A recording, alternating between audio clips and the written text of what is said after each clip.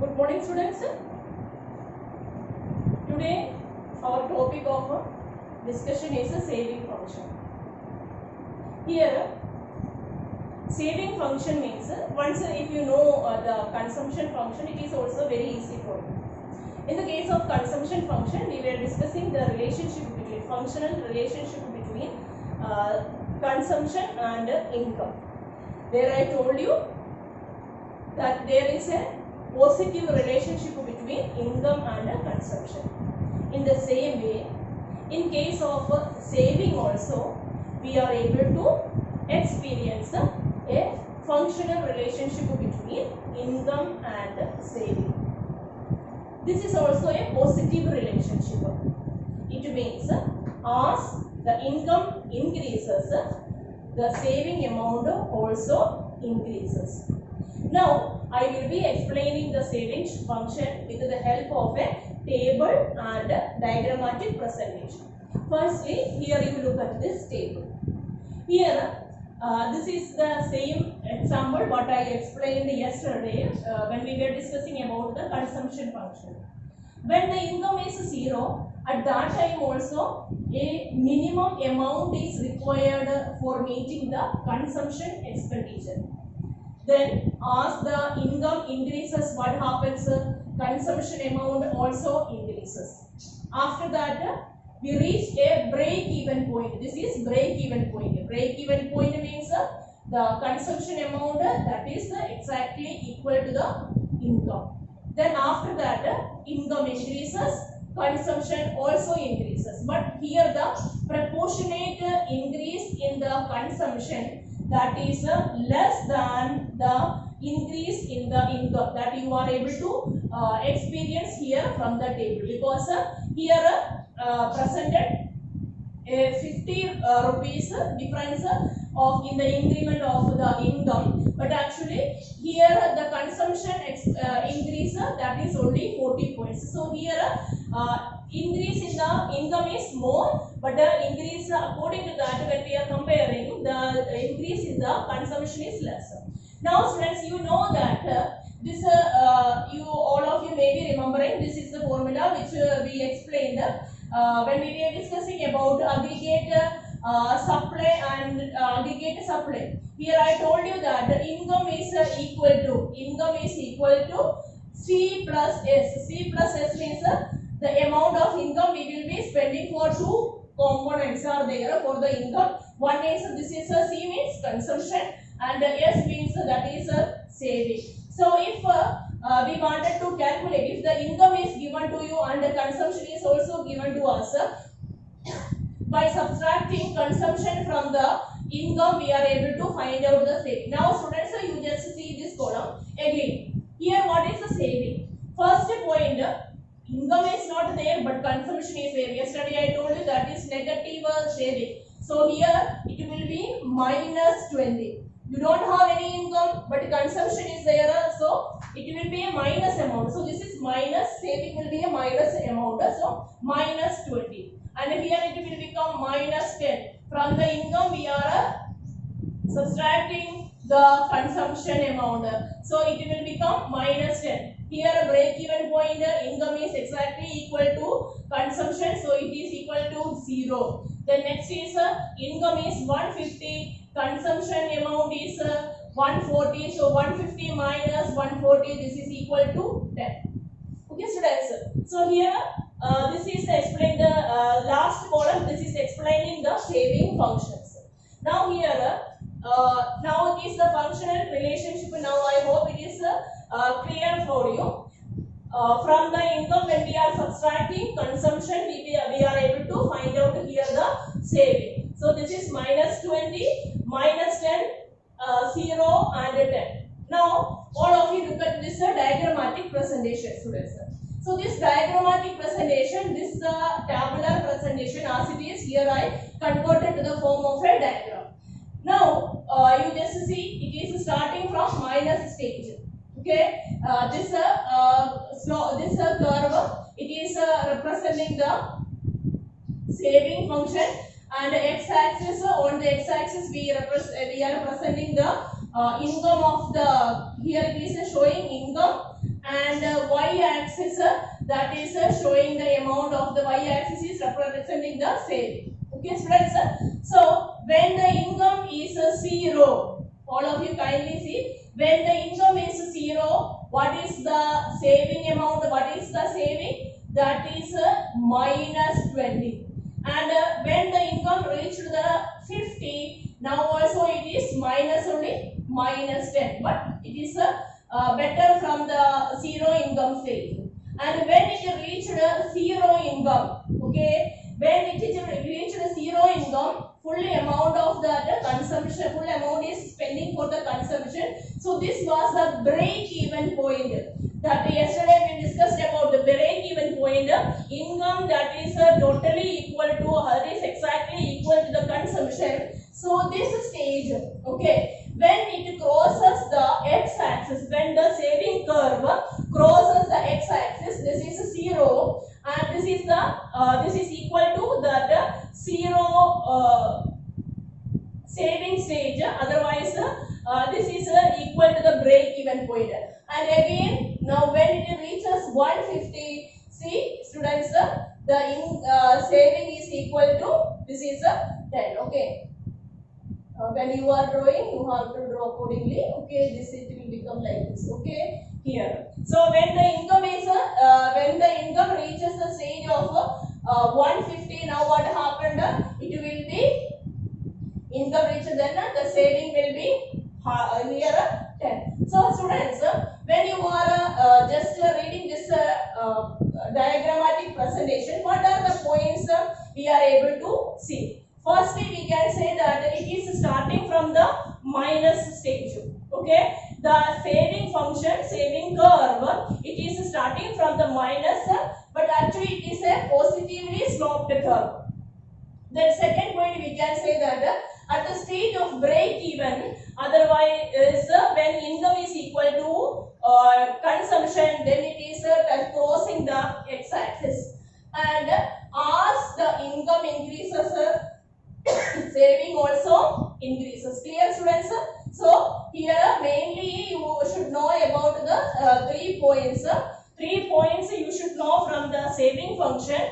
First one is the saving curve, saving function, it is starting from the negative.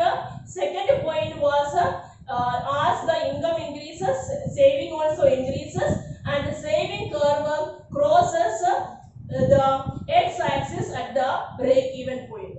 Clear? Okay. Now I am going to the next 2 terms are there for you. One is marginal propensity to consume and average propensity to consume. Yesterday also we discussed 2 terms related with the consumption factors. That was APC and MPC. APC means that was average propensity to consume, and MPC that was marginal propensity to consume. Like that, these two are also the factors related with the saving function. Okay, these two are also factors related with the saving function. In fact, both this marginal propensity to save and marginal propensity to marginal propensity to save and average propensity to save. This is explaining the functional relationship between the saving and the income. Here, MPC means it is explaining the functional relationship between change in saving in accordance with the change in income. Again, I am saying marginal propensity to save, that is explaining the relationship between change in saving in accordance with the change in income. But average propensity to consume is what is the total saving according to the total amount of the income. So here means in this case it is a total saving upon total income. Okay, students, that is APS, but here means change in saving. Okay, change in saving upon change in income. Clear? Okay, Now I will explain next point. So students, now you just once again look at this table and diagrammatic presentation. Here this was the diagram we explained yesterday. So this is showing the consumption line and this is the income line.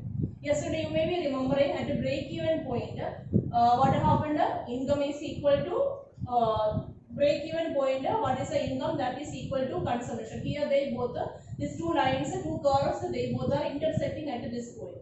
Then here I told you before the break-even point, what is the stage? The consumption. This is the consumption line. Okay, this one is the consumption line. That this is above and the income is less. But after this, what happened? Income now this is Y, otherwise AS. That is more than consumption. Now students, you just look at this diagram. We can this both the two diagrams we can observe. Now here at this point, when the income is 0, okay, when the income is 0 and expenditure, otherwise consumption is 20. This stage we will, how can we present in the case of a saving function? In the case of a saving function, this 20 consumption, here it will be representing the minus 20, that is the saving stage. Then after that, what happened? Here second, when the income it became 50. Now in relation to that, here this income not saving. This is this y-axis is showing saving. Okay, this is saving. It became minus 10. And here when the income is always this break-even point, it should match with this point here on the saving function. Okay, because here it should be crossing the x-axis. Here break-even point when income is equal to expenditure, at this stage saving function should represent as the 0 stage. Then after that, what happened? Now the saving is on positive stage. Gradually positive saving started. Now when the income reached the 150, now the saving it will be, here we are showing as 10. So students, now you just see yesterday when we were calculating the change in consumption upon change in income, that is 40 upon 50. It was we were measuring as what 0.2. When we calculated, we were getting. And today, what is the change in what is the change in the saving and a change in the income? Here means actually change in from 0 when the saving became 10. Change in change in saving, that is 10. And what is the change in income? From the 100, the income increased to 50. So change in income is equal to 50. So it is equal to 0.2. Now here it is a marginal propensity to save, that is here it is 0.2. So always when we are adding MPS plus MPC, that is equal to 1. Otherwise we can say that MPS is equal to 1 minus MPC, we can say. Otherwise MPC is equal to 1 minus MPS. So when we are adding marginal propensity to save and marginal propensity to consume, we will be getting it as 1. And this is the algebraic expansion of marginal saving function. Okay, sorry, marginal. This is the algebraic expansion of saving function. Here yesterday we studied, it was consumption. We have written as it was C bar plus BY. That was the algebraic expansion of MP marginal consumption function. Oh my God, what? This is the consumption function. Okay, and this is a saving function. Okay, instead of here C bar, here it became minus C bar. Then B, instead of this 1 minus B, because here what I told you, B means that is MPC. So here what I wanted to become, it should be MPS. So it became 1 minus B. Okay, here I told you it became 1 minus 1 minus B. Otherwise this is equal to MPS. Then we are multiplying with